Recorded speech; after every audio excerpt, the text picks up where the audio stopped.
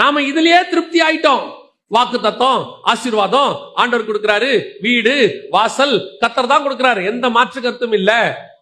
எல்லாம் வந்தாச்சு, பாஸ்டர் கூப்பிட்டோம், எல்லாரும் கூப்பிட்டு ஜெபம் பண்ணோம், கர்த்தர் ஆசீர்வதிச்சாரு, கல்யாணம் பண்ணி வச்சாரு, பிள்ளையை கொடுத்தாரு. இது ஆவியானவர் நமக்குள்ள இருக்கும்போது நடக்கிற விஷயம்.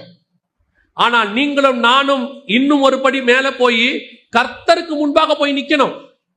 யோசிச்சு பாருங்க, கீழே மோசே நிக்கும் போது அவர்கிட்ட தேவன் வந்து பேசும்போது மன்னா வந்துச்சு, தண்ணி வந்துச்சு, கண்மலையிலிருந்து தண்ணி வந்துச்சு, காடை வந்துச்சு.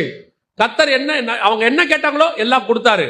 ஆனா மோசே கர்த்தருக்கு முன்பாக போய் நிக்கும் போது, மேல நிக்கும் போது அங்கே தண்ணி வரல, மன்னா வரல, காடை வரல. ஆனா நியாய பிரமாணம் என்கிற புதிய பிரமாணத்தை கர்த்தர் கொண்டு வந்து கையில கொடுத்தார். அதுதான் வெளிப்பாடு. நீங்க அதை பிரயாசப்படணும். இன்னைக்கு சபை இந்த கீழே இருக்கிற அனுபவத்திலேயே திருப்தி, இதுலயே சாட்டிஸ்பாக்சன். என்ன, கர்த்தர் ஆசீர்வதிச்சாரு, வீடு கொடுத்தார், வாசல் கொடுத்தார், ஊழியத்தை பெருக பண்ணினார், சபை கொடுத்தாரு, இடம் கொடுத்தாரு. இதுலயே கர்த்தரை எனக்கு முன்பாக நிக்க வைக்கிறதுலயே திருப்தி அடைஞ்ச ஒரு கூட்டம்.